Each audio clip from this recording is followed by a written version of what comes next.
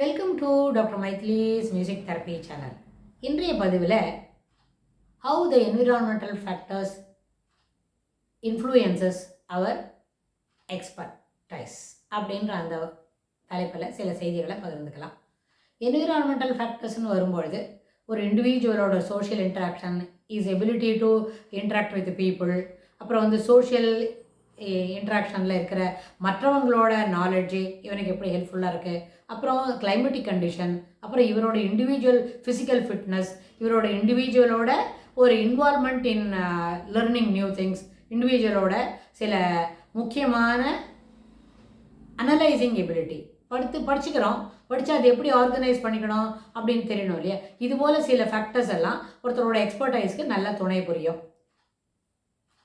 அந்த அடிப்படையில் இது எதெல்லாம் பார்க்கணும், இண்டிவிஜுவல் ஃபேக்டர்ஸ் அப்படின்னு வரும்போது ஒருத்தர் நம்ம சொன்னோம் சில பதிவுகளுக்கு முன்னாடி, ஒரு நாளைக்கு 3 மணி நேரம் 4 மணி நேரம் படிக்கணும், படிக்கும்பொழுது மூடு இல்லைன்னா அன்றைக்கி தொடர்ந்து படிச்சுட்டு இருக்கலாம், ஆனால் கிராஸ் பண்ண முடியலன்னு பரவாயில்ல, that can be added to the next day அப்படின்லாம் நம்ம பார்த்தோம். அது மாதிரி 10,000 மணி நேரம் படிக்கணும், 10 வருஷத்தில் படித்து முடிக்கணும் அப்படின்னு சொன்னால் இந்த 10 வருஷத்துலேயும் அந்த ஈடுபாடுன்றது தொய்வில்லாமல் இருக்கணும்.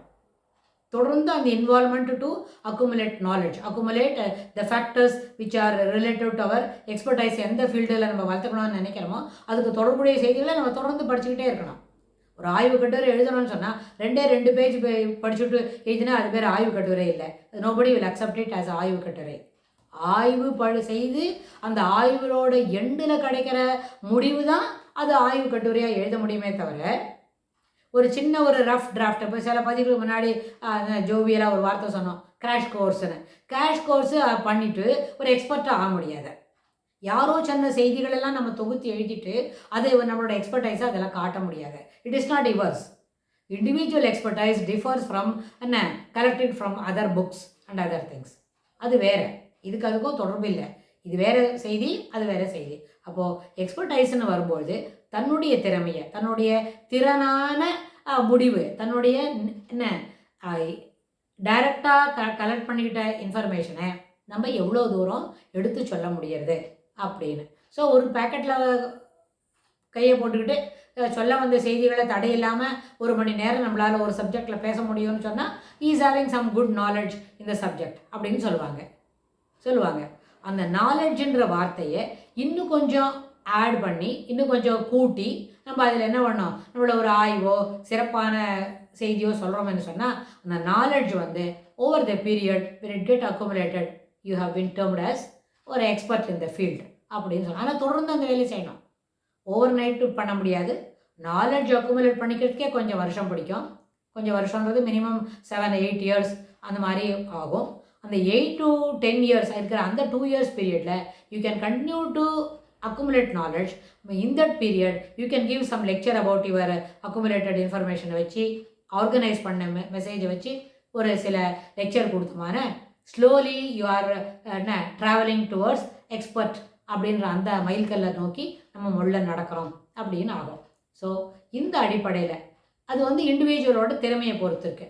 இது நாலேஜ் கேதர் பண்ணிட்டு இன்டோர் மேலே உட்காந்து படிச்சுட்டு நம்ம ஒரு லெக்சர் கொடுக்குறோமோ, ஒரு மேடையில் ஏறி பேசுகிறோமோ, ஒரு சிறப்பான செய்திகளை ஒருத்தருக்கு பகிர்ந்துக்கிறோமோ, 2-3 பேர் சேர்ந்து ஒரு டிஸ்கஷன் நடத்தி விவாத மேடையில் நம்மளை பற்றி நமக்கு தெரிஞ்சுக்கிட்ட செய்தியை நம்ம கொடுக்குறோம். இல்லாட்டி போனால் நம்மளை யாரோ நேர்காணல் இருக்கிறாங்க, அதில் நம்மளுக்கு சரியப்பட்ட செய்தியை நம்ம கொடுத்துட்றோம் அப்படின்னு சொன்னால் அது இட் இஸ் டோட்டலி டிஃப்ரெண்ட். அதுபோல் ஒரு ஸ்போர்ட்ஸ் ஏரியாவில், விளையாட்டு ஏரியாவில் அந்த பகுதியில் நம்மளோட திறமையை காமிக்கணும்னு சொன்னால் அதுக்கு தகுந்தா போல் நம்ம தொடர்ந்து ப்ராக்டிஸ் பண்ணி, டெலிபரேட் ப்ராக்டிஸ் சில பதிவுகளுக்கு முன்னாடி சொன்னோம், டெலிபரேட் ப்ராக்டிஸ் செய்துட்டு அந்த ப்ராக்டிஸ் ஹவர்ஸில் கிடைக்கிற அந்த ஸ்ட்ரோக்கு, எப்படி ஒரு பால் வந்தாலும் அடிக்கணும்னு சொல்கிறது, ஆர்ச்சரின்னு சொன்னால் எந்த ஆங்கிளில் ஆரோ வந்தாலும் அந்த போ அண்ட் ஆரோவை கரெக்டான அளவுக்கு ரிசீவ் பண்ணுறது, தன் கையில் அடிபட்டுக்காமல் இருக்கிறது, அதெல்லாமே சேர்ந்து வரும்பொழுது it is also comes under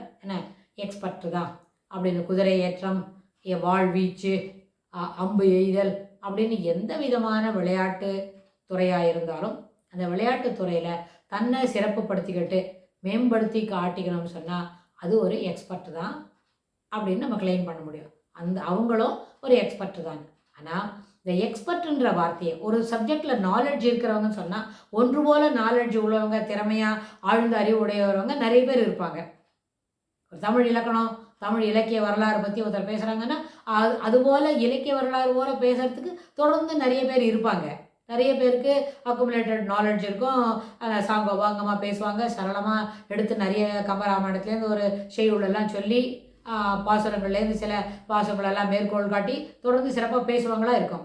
ஆனால் அதில் ஒரு எக்ஸ்பர்ட்னு சொல்லும்போது ஒரு குறிப்பிட்ட கருத்தில் கோயிங் டீப் இன்டு இட் அவங்க நிச்சயமாக ஒரு எக்ஸ்பர்ட்னு தன்னை கிளைம் பண்ணிக்க முடியும்.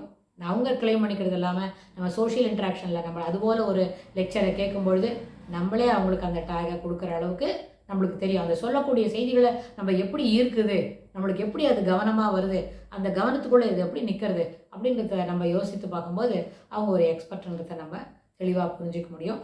இதுக்கு தொடர்புடைய செய்திகளை நம்ம வரப்போகிற பகுதிகளிலும் பார்க்கலாம்.